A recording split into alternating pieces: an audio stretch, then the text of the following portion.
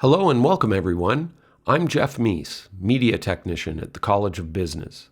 This tutorial describes how to set up your Zoom account. We begin at this web address, umontana.zoom.us. I'm using Google Chrome for this demo, but if you prefer another browser, have at it. For now, disregard the Join a Meeting button, forget the Host a Meeting button, and click here on the Login button.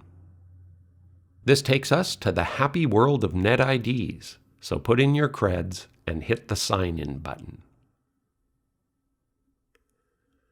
Now we see this, the main profile page of a Zoom account. So, if you are seeing your name displayed here, that means your account is set up and ready to go. But it never hurts to double check things. So let's sign out by clicking here.